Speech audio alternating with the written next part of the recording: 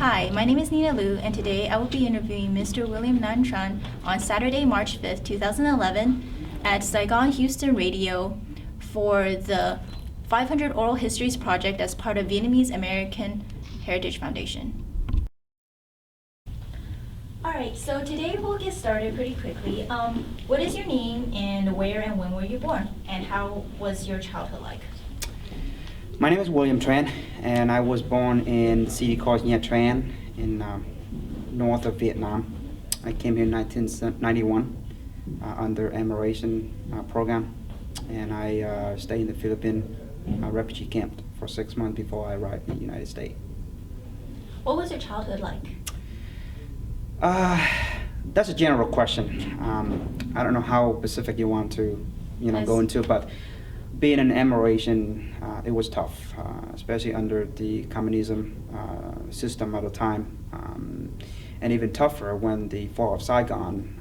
Majority, not just only myself, but majority of immigration were fighting with their life and fighting with their hungers, and fight a way to survive and faced with the society at the time, especially under communists.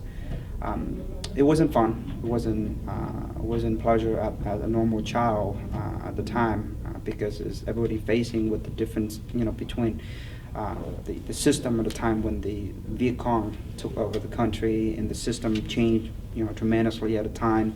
People were running all over the places, giving up their property, giving up their life, and giving up their family members just to move wherever they can be safe and wherever can be survive. So to answer your question, my childhood wasn't fun at all, but we can sit here all day long to go specifically in a particular area. If you can be more specific, what you want to know in certain area, then I'm more than happy to, cooperate and give you more specific information. How old were you when the effects of war affected you? I was born in 1973, which is 2 years before the fall of Saigon. And to be honest with you, I don't remember exactly what the picture looks like at the time. Most of the stuff is carried over by my mom, and she shared a little bit about the past and how the Viet Cong was taking over the country. And my dad is a former MP. He served in Vietnam at the time for the freedom and democracy for the people of Vietnam, and he left 1974. It was tough at the time. We had the opportunity to come here with him at that time. Unfortunately, my grandma was so old, and my mom chose to stay behind. And I remember that she was saying to him that if God will, we will be united again. But if not, let's take this as a moment for both of us, because if it's meant to be this way, then it's meant to be this way. But if it's meant to be that we gotta reunited again somewhere, at a later time, then let be in God's hands, And sure enough, in 1988 and 89, the U.S. government decided to pass the law. It's called Immigration Homecoming Act, because this is our home country. Because our mom and dad and uncles, who American people that served in Vietnam at the time, considers our biological family members, and that's why we entitled belong to this country. And that's the major reason why the U.S. government passed that law and become into act. And 1988, 1989, 1990, up until 1994, it was a relationship between the U.S. Embassy, and Vietnam Embassy, saying that, okay, what if I turn every immigration to your, home country? Then will you agree to do that? And sure enough, that was, became an agreement between both countries, and that's how we came over here. But before we came here, some of them came straight here from Vietnam. Some of them came to the Philippines as a refugee camp to stay there, to learn about the American culture, to learn about how to be survival here, how to get a job, how to get education.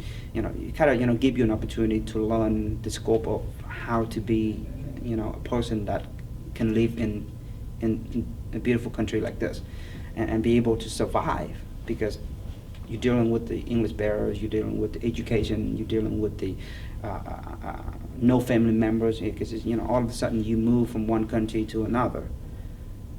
And of course we have to be fear about that, and we have to worry, how are we going to survive? And my family particularly was one of that situation. We didn't want to give up anything. We didn't want to go nowhere, because Vietnam is a home country. That's where we grew up from. But we had no choice, because that was the agreement between both countries. And one of the most important thing that my mom made the decision is because of education. She believed that if we can come here, I will have better education. But we don't have to worry about the control of the communist system at the time. Just a little bit after the fall of Saigon, she was living in the life of worriness and scare, because she was associating with American people. And not only that, she had a child, which is me, and that even more target for the communist people, because if anybody associating with American people at the time or has any information whatsoever that carry over after the fall of Saigon, more than likely they will put you in jail. So what she did is she destroyed everything by burning the picture, my birth certificate at the time. So basically is you reestablish your life all over. Creating my fake birth certificate, creating my first identity, my fake identity, I'm sorry, so that we can adapt into that system, so that I can go to school, I can do things as a normal citizen can do at a time. And that's the only way how you survive at the time. So when the U.S. government came over and said, well, this is a great opportunity for all Amerasian people, and to us that's a life escape way of saying, this is the only way for us to survive. This is how you can gain, you take the benefit of being freedom. You can do what you want to do, you can gain your knowledge, you can go to school, and you can get good jobs and stuff. Because I remember back when I was in middle school in Vietnam, they don't look at you as a normal student. You're always the one that being called last for any benefit whatsoever in the school system. You don't consider to be graded fairly. You don't consider to be treated fairly with other students in the same class you're in. So if you asking how do I like about the system at the time, how do I like about people treating us as an Amerasian, because we look different than them. And we part of the American soldier, even more tough, because they hated at the time, hated American soldier, hated American in general. So because of we related to that, so they look at us and say, you don't belong here. This is not where's your hometown. You look totally different. You're not Vietnamese. You mix. Therefore, you don't belong here. Get out of here. You don't belong in this school system. You don't belong to this society. That's how we were treated at the time. So having the opportunity at the time to be able to go back here, it just life-saving. And my mom chose to do that and say, go ahead, son, take the opportunity and go and then belong to where you should belong. I didn't know that I was Amerasian at the time, because my mom was scared and she didn't want to say anything at all, because she afraid that if she share all the information to me, then I will turn around and tell my friend in schools and stuff. Then that consider would be a bad for me, because they might treated me even poorly if they found out that this boy is Amerasian. He don't belong here. You know how when you're kids and stuff, and I used to be, people used to pick on me all the time. They call me, Amerasian, meaning con lai, and the term con lai at that time was so negative. People look at you as con lai and say, oh my God, that boy is con lai, and people there created so many negative, slang, to pick on you, and so you go out there, you go to school, you go out there, people look at you differently. People treat you completely negatively, because they want to kick you out of there. They don't allow you to get good grade. They don't allow you to be stand in front of the line when you line up, before you go into your classroom. So anything that you would earn as a normal person, then you would entirely don't have that. They will find a way to eliminate that benefit and treated you as a person should be stay last, in the line, or call last in whatever order of whatever benefit at the time. That's how we were treated. When you say that there were kids who picked on you and they were treated very unfairly for being different, how did you deal with that, or what sort of tactics did you use to go against that and protect yourself? Being a kid, you just defend yourself by saying, and I remember at one instant when my friend called me, Milai, and they picked on me, and I defend myself, say, that's not my fault. The nature brought me up that way. Okay, so why are you look at me differently than many other kids? And they don't have the answer. They couldn't answer. They just laugh and being picked on you. But after a while, you get used to that, and you kind of ignore them. But ignoring is not a way to avoiding the situation, avoiding the way you look, avoiding the way you do things, because you don't gain all that benefit. Even if you go there and asking, well, I want to apply for this, I want to do this, I want to participate anything in school and stuff, they just say no. It just feels like you go to school there just because of you belong to that, but you don't actually belong to the system. You don't belong to the whole, the society of where you living in at the time. You just have to do it because of you have to. It's not that because you do it because you want to gain more knowledge, you want to get more profit from what you do. Like us here, we go to school, we participate in any nonprofit organization. We get our name out there and stuff. Over there, they won't let you. So by avoiding that, you just hide yourself at home. You go to school, you come home, you just stay home alone. You don't have friends. You're not socialize with anybody at all. Your friend have a party, they don't invite you because you're different than many others. So they won't give you the opportunity to even express your feeling. Or let's put it another way, they don't accept your feeling, your expression. Why I have to face with this? You just have, okay, you are an aberration, so therefore, I'm not going to listen to you. You just have to accept the fact that you are online. And the moment you still here, you just have the fact that people will pick on you, people will betray you, people will mistreating you. You just have to accept it, whether you like it or not. They don't give you the opportunity to say, okay, why are you calling me that? So as far as that discrimination, at what age did you feel like it finally stopped, if it did? Well, I left 1991, right at the end of 1989.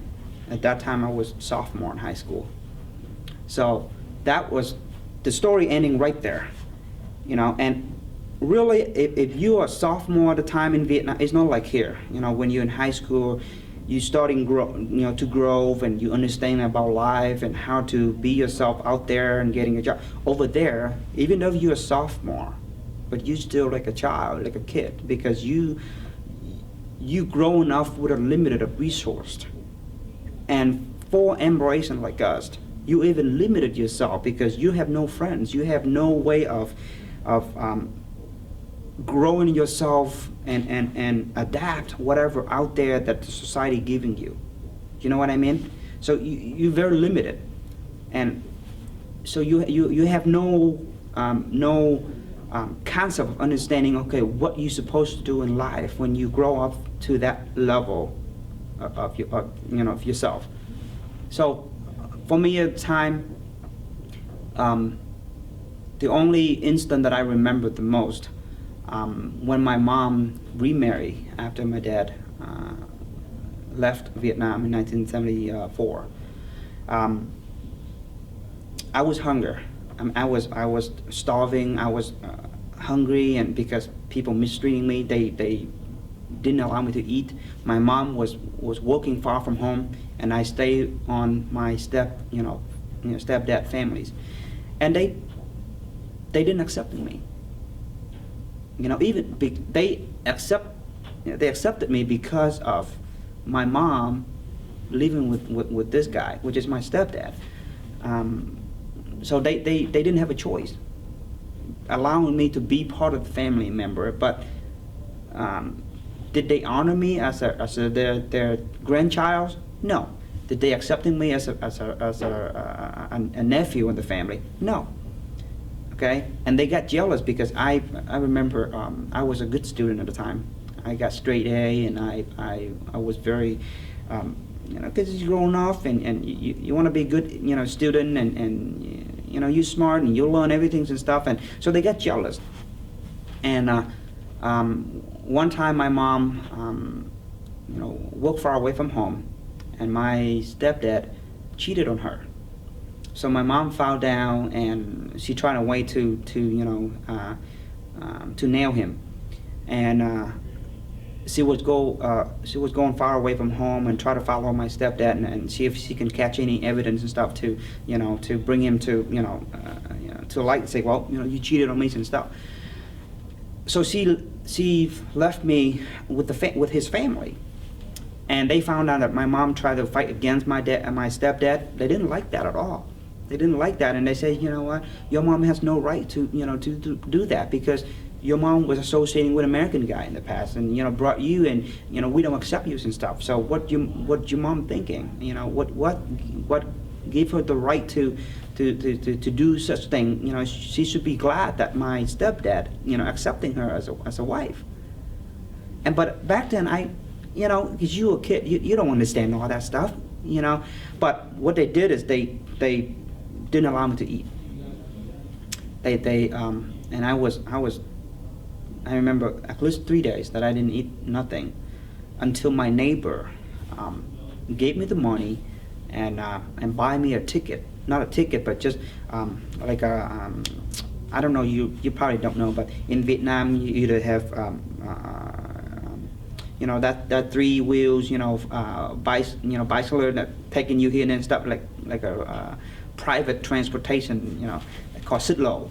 And then also another transportation type is called Salam, which is more of upscale, like a mini bus type thing. And she got me onto that Salam, and then asking the driver to take me to the city called Nhân, which is outside of Saigon. It's about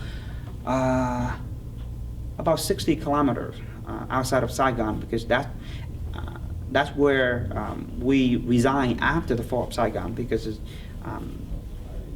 we moved to that outside of Saigon right after, a few years after the fall of Saigon. And then my mom worked far from home, and my stepdad works far from home, and she started cheating on my mom. That's how brought them apart from me, and left me with his family size. And they said, you know what, I'm not gonna let you eat. I'm not gonna, And I didn't know that until I actually grown up and became a full adult with mentality of thinking. Okay, you sit there and you think about what happened in your past, and you start putting everything into a puzzle and say, okay, now I understand why they treat me that way. Now they decided to do this because I was part of American people. I don't belong to the family, therefore they can do whatever to me that would make them happy. So I was sitting in that Salam, that minibus, going to Nhân, which is outside of Saigon, and one lady see me sitting there and shaking because I was hungry. I couldn't eat anything at all. So they gave me one side is sweet potato, and the other side is kwai meat. So, and I'm holding 2 of them like this. and I couldn't eat because my body telling me that go ahead and eat, but I entirely lost control of controlling my hands to feeding myself. Because after you for many days not eating, so you can't control your brain lose control. So I couldn't eat, and I was sitting there, and I remember the lady was sitting next to me and saying, "Con, tại sao con không ăn đi? Con nói bụng con ăn đi." And my tears just coming, dropping, and I say, "Con không có ăn được." And that picture always with me up to this moment. And now today, I'm here in the U.S. I'm a successful, gentleman, but that picture's always stuck with me because, you grew up in Vietnam. To me, it's no matter what, whether you gonna lie or whatever. The society, brought you up that way. Not that I wanted to be that way, but why being a human?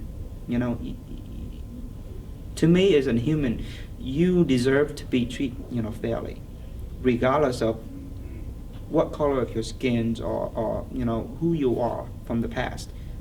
The past is the past. But I'm just a child. I didn't make up the fact. The fact is created by, the natures of the society. So even now, I'm very successful, but I always use that as a main, fact to telling myself, say, no matter how successful I am today, no matter how much money I make today, always use that and remember that, as your, that's how your life was started. So don't waste any foods, don't waste any money, and don't waste, your life, and be a productive person, be a quality person, and contribute, what you can with your capacity to the society today. And that's why I'm very active with the community today, and I'm very, I'm helping people out there today, and I'm leading the Admiration organization here in the United States, because I went through the pain with those individuals, and I suffer from, with my life that time to survive in the society like that, But on the other hand, I forgive them. I forgive them because they lack of understanding, they lack of knowledge and lack of education. They do things probably they didn't know why they're doing that. It's just because of the selfishness within themselves at the time. And I forgive them, and I appreciate what they did to me, because with all that, giving me the capacity to grow more in life and understanding more about life and what should I do, and then always is reminding myself, say, don't do the things that people did on you, because you better than them. If they hate you, you should love them. If they don't care about you, you should care about them. That's to show them that, you better than them, and that's how you can be survived, in today's society. So that's the a little bit of a negative side of my life, and how I transform that into, positive facts, and then use that to enhance my life, better today. What was your relationship with your parents like, and what was your relationship with any siblings that you had, if you had any? My mom reestablished her life with this gentleman, and I love him to death. Even his family didn't, love me, but being a Vietnamese person, you never. Using myself as an example, I don't allow myself to hate my stepdad.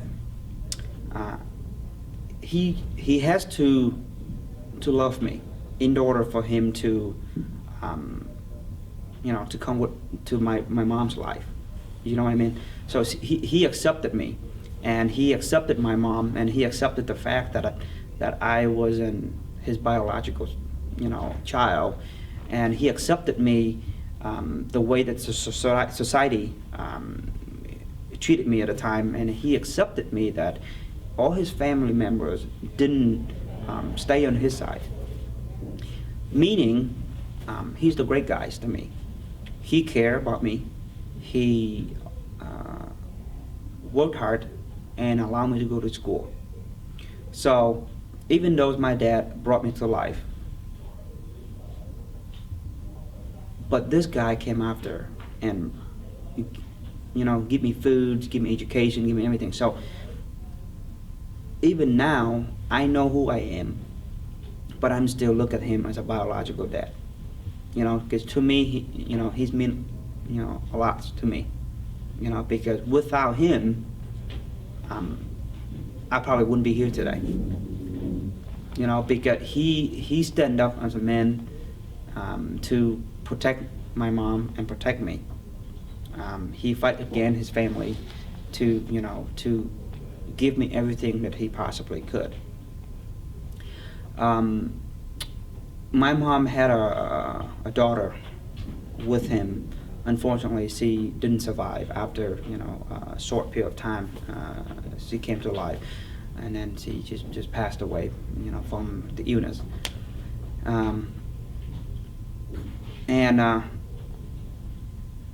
Between him and me, we didn't have a very good relationship,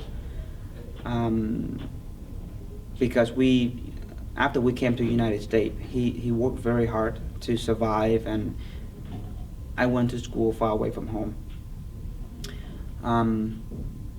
So we really didn't have a good you know, time together, you know, because everybody, you know, came here. They all focused on working, you know, try to bring, you know, the lifestyle back to, you know, a normal mode, and then, you know, supporting the kids to go to school. You know, that's every family, you know, who came to this country at the time do the same thing. And until I graduated from college and I had my own family, and I was so busy to take care of my family and my kids and stuff. We actually start, you know, socializing together, having good time together, hang out, and start talking more on the phones. And it's just probably 2.5 years ago, after I divorced my wife, and I moved my whole family down here in Houston, because I came from Chicago. And that's where we came, you know, originally from Vietnam. We came straight to Chicago. I grew up there and go to school there, and then married to a lady up in Chicago, and, you know, 14 years later, you know, we divorced, and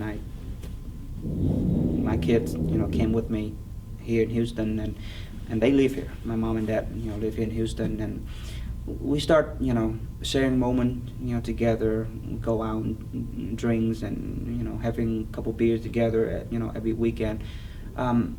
I'm start seeing things that, you know, I wish that I can do this, you know, back then, so that I can understand him better.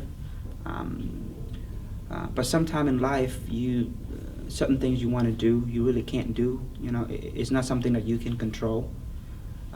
You just have to accept the fact that appreciate whatever you have now, and take care of what you have now. Because I realized that he's not gonna last with me forever. This is the time for me to pay back, you know, whatever he giving me for the past, you know, 15, 20 years. So, showing what a child is supposed to do to their parents. Me as a younger generation here in this country, and I have to show that image to not only my kids, but to all younger American people out there, especially Vietnamese American, who you know, grown up and grown up from this country.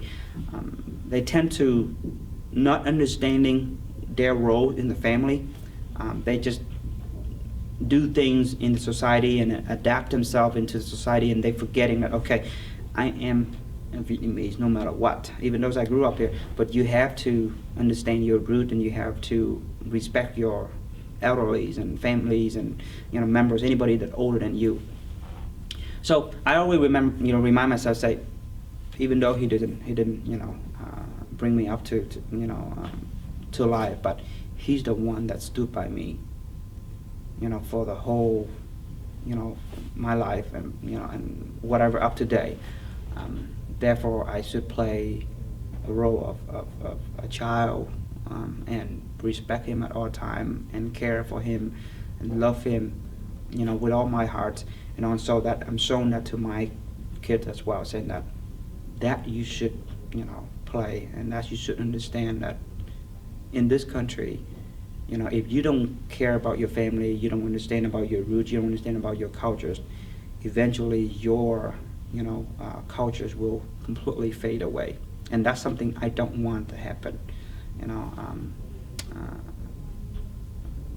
As me as an anchor, as a reporter for the Vietnamese television networks, I always do that, and telling the younger generation, say that no matter what, you are Vietnamese, and you should carry your language, your cultures, and education. If you can put that three things together, your life will be successful. People will respect you more, and you will be, successful in the society today. It's not an easy thing to do, and I always tell younger generation to do that, because when my mom, my dad, or people at my age, especially people who fought for the freedom of democracy, at the time in Vietnam, those people lay down. Who's going to carry our culture? Who's going to carry our beautiful, heritage of our country, like you're doing right now, by collecting, all sorts of data and stuff to put it together to become, a valuable heritage, for our country. And I appreciate this opportunity a lot. I don't know what I can contribute to this particular program, but to me this is an excellent program, and that's why I'm here, and to sharing, a little bit about my life, and speaking on behalf of 26,000 Amerasian across the country, who had more, miserable, life, story, on their shoulders, I feel like I'm one of the fortunate, Amerasian that had the opportunity to go to school and be able to earn a degree here and be able to contribute my capacity to the community here in the U.S.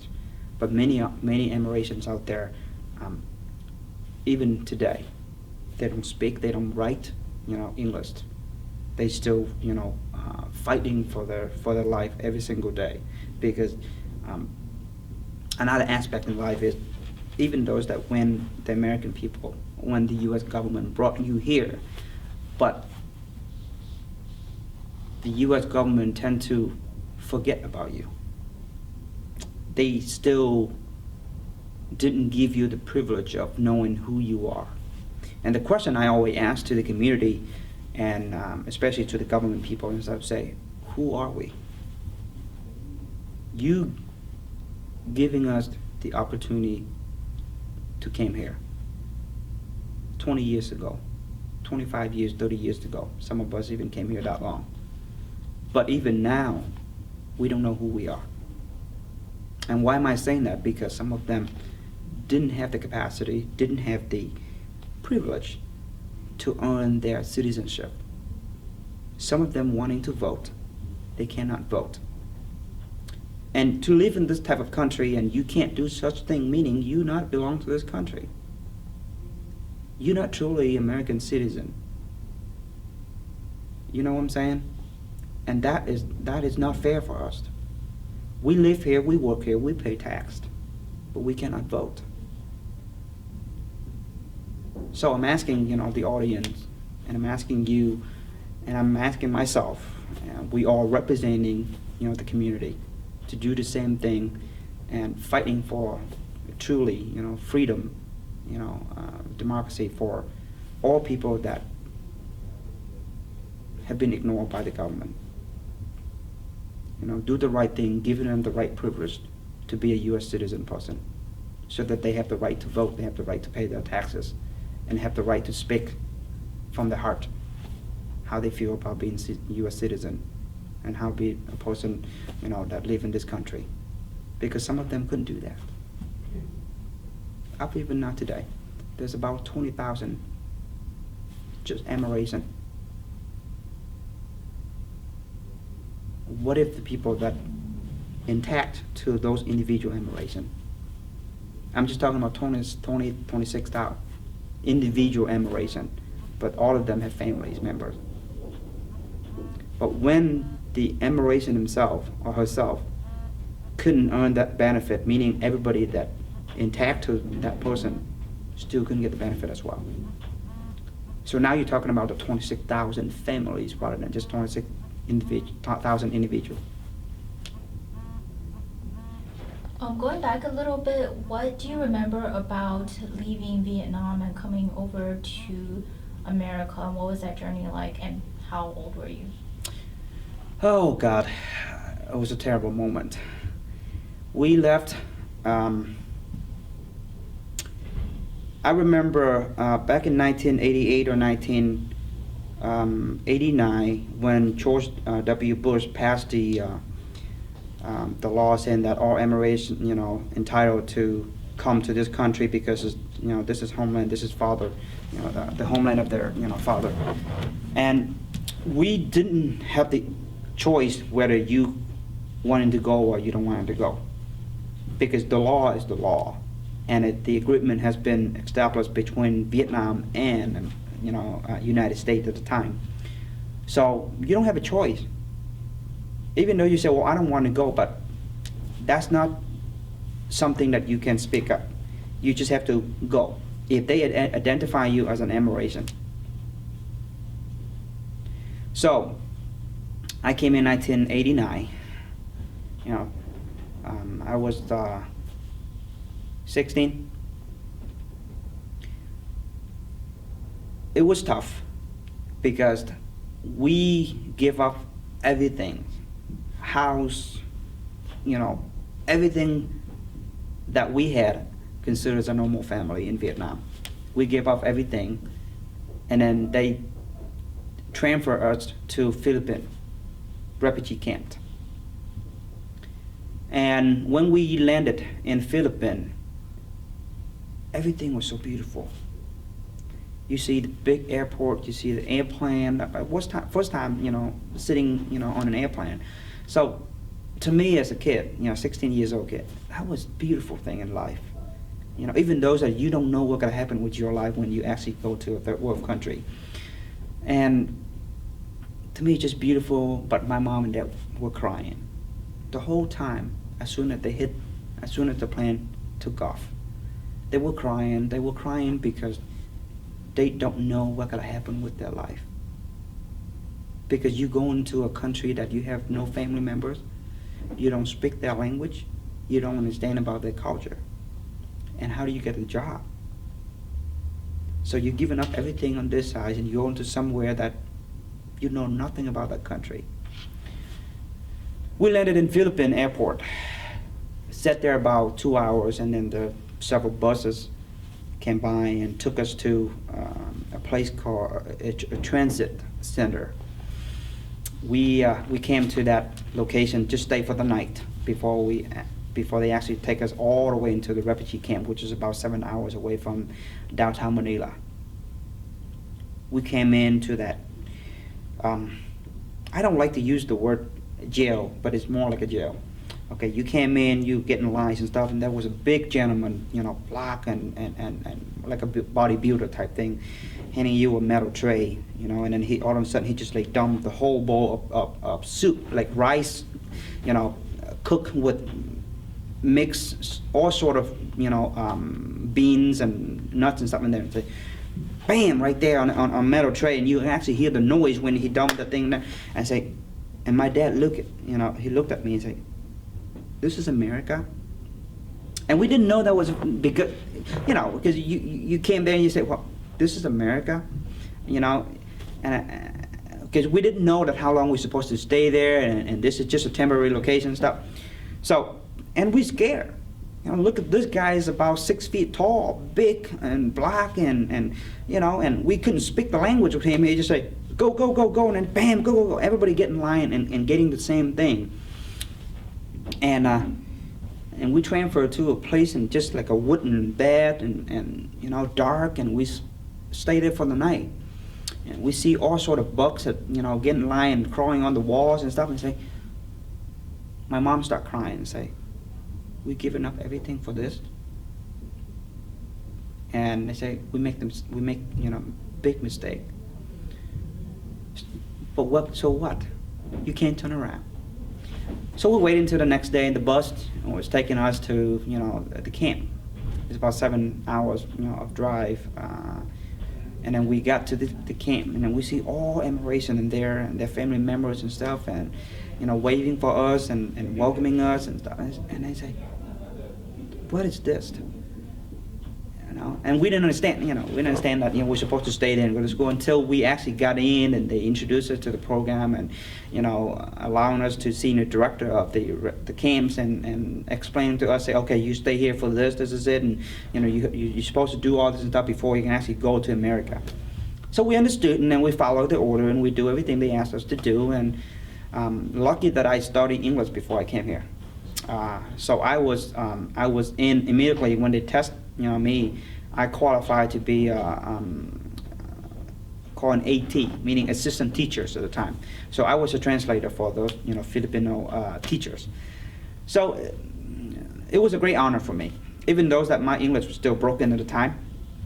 But it was a great honor for me because people look at me and say, "Wow, that guy genius." He stand in front of the class and translate back to Vietnamese and English and stuff.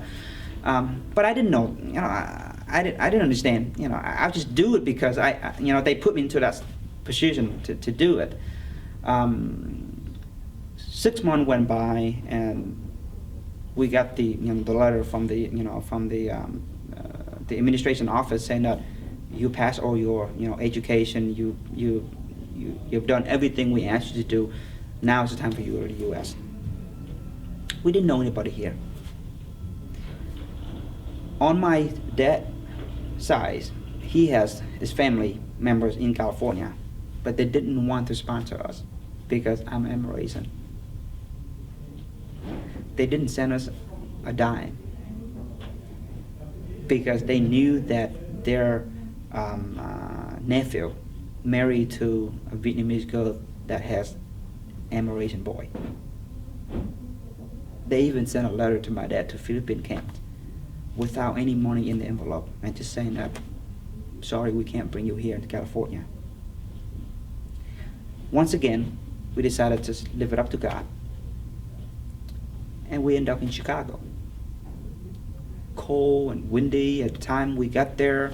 First winter, we got into a snow blizzard, and first winter, we didn't know nobody. We stay in the house, looking outside the window. Snow was about 7, inches tall. My mom was sitting there and crying and saying, "This is America."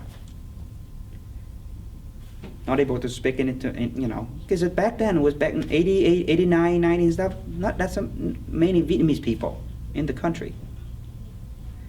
Not like now. I mean, you go out there, you see all Vietnamese people around, but not back then. So, they crying, and 4 days later, we received a phone call from Vietnam saying that my grandma passed away. Even more tough for my mom. We came here 4 days later, her mom passed away. We didn't make any dollar yet. We had no money to send back home to bury my grandma. We left Vietnam when she was in hospital, and we knew she not gonna last long. We secretly left without letting her know, because we didn't want to upset her or because if she knew we're leaving her, that more risky for her life. So my mom didn't want to do that, but we had no choice. So we left. Sure enough, 4 days later, we found out that she passed away. So she survived 7 months long in the mindset that, okay, my daughter is working somewhere far from Saigon. And then sure enough, when she passed away, she just didn't see none of us. So that was tough for my mom at the time. And my grandma was buried in a very, plain and naked wood. It's not even a coffin. And on my dad's side, didn't even want to invest any money for her funeral because he related to me. Now, even though I already left the country, the question is why? And I'm still seeking for that answer.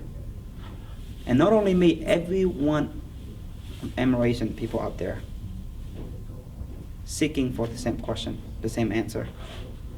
Why people treating us like that? As far as your experiences of being Amerasian and all the discrimination and all the abandonment that you felt, how would you use any of those feelings or experiences to instill certain beliefs and values in your own children?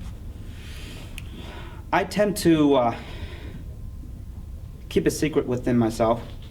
To me, those are negative things, and I don't want them to understand that and become, hatred to, people back home, because no matter what happens, you take that as a good thing for it to become value in life, and you learn that and how to enhance your life better and try to avoid doing the same thing that people did to you. So the only way to do that is to telling my kids that, Vietnam is a beautiful country, people are nice, and you have to remember your root and keep your language. My kids speak, Vietnamese at home. I don't speak English at home with them. And when they speak English to me, I try to ignore them, But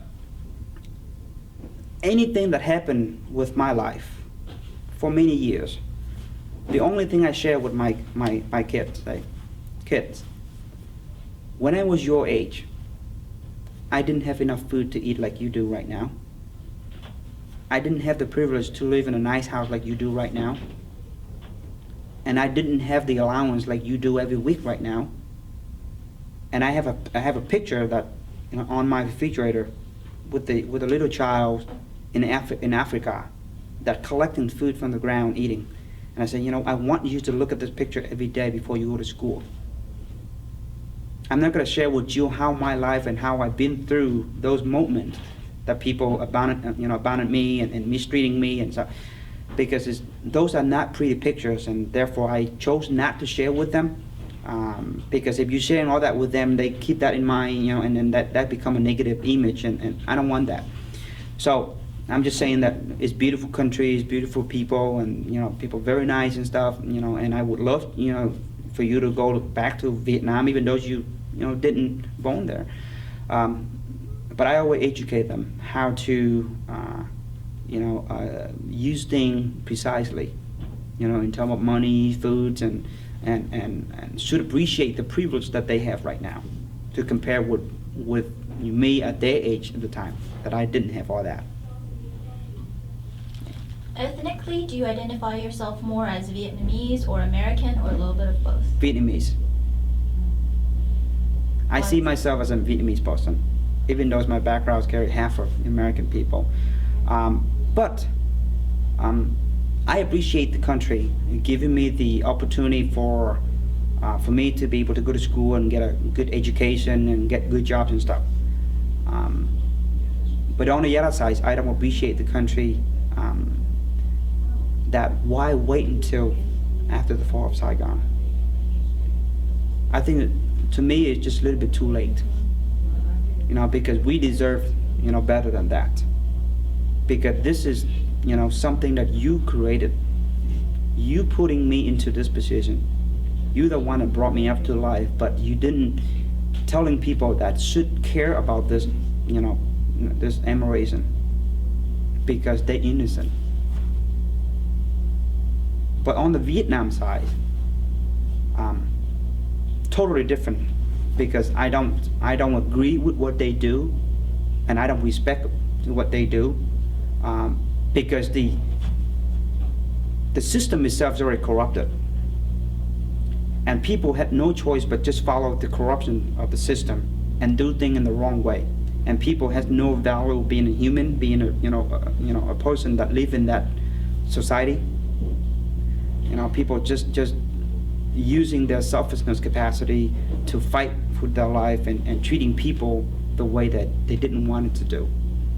I wouldn't say that they're guilty, but also they're not innocent at all, because being a human, you should know what you should do and how to value people and how to respect people. And that's how I'm expecting from people. You know, doesn't matter you blue, green, black, or white. You know, we all deserve to be treated fairly as a human. And as an adult, you have to set a good example in order for younger generation to follow. You know, no matter you are a political leader or you are a successful person in society, or no matter what, you know, you set a good example yourself. People will follow you and do the things, you know, that you expect them to do. What sorts of things are you doing either professionally or kind of as a side hobby to put some of the experience that you've had? How are you translating that into any sort of activism work? Well, I'm an engineer right now. At work, I do quality work. I value my capacity, and I contribute myself to the company that I work for as a value engineer, and bring the best quality to my customer on the product that they asking us to produce for them. Also, I'm very active in the society today. As I said earlier, I'm a TV anchor and a reporter for a local television network here in Houston. I participate in a non-profit program with temples, with churches, and with any non-profit organization. I appreciate what life giving me. I appreciate what society giving me and the community giving me. Therefore, I see myself every day to pay back what I can to the community and educate younger people to do the same thing that I do right now, because we have to stick together in order to make our society better today, especially in America. What kind of changes would you like to see the younger generations do to change our society? What I'm asking younger people, especially here in the U.S., learn from the people above you, from the people that, like my dad, my mom, or your dad, your mom, or people that leading the community, people that leading the society today. Those people are successful from many aspects, whether education, whether their capacity to lead in community, or participating in a non-profit organizations, churches, temples, and stuff. Those peoples are, value themselves in the community and promote the community better today. But no matter how successful you are, there's always room to improve. And I'm asking people, especially younger generation, to actively involve and participate in any program, whether small or big, and stand up for our people, stand up for our community, and promote our community to be a better community, as always. Because you have to continue to improve and continue to dedicate yourself and educate people to do the right thing, to keep our heritage going, to keep our people growing stronger with many other community. And that's what I'm asking everybody to do, the same thing. Is there anything else that you would like to add that we have not touched base on so far? I know that this video intended for younger generation, especially in education purpose and stuff. I'm asking people who are watching this video to take this video seriously. For the input from many people that will, streamline down from this video. One thing I'm asking is to be successful people in life. You have to put education as a number one factor in life. Go to school, earn good grade, get good degree, so that you can contribute that capacity back to the community. Without education, no matter where you live, you can't promote your country or promote your community without a strong education background.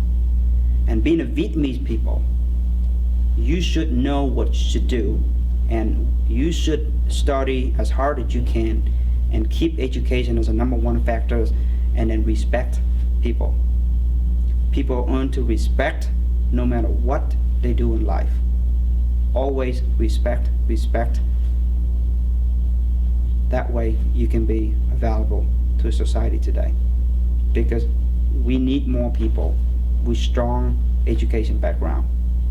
We need more people in our society today that understanding about life and how to treat people the right way that they deserve to be treated. All right, well, thank you so much. I believe we're done here. Thank you very much, and I'm glad to be here.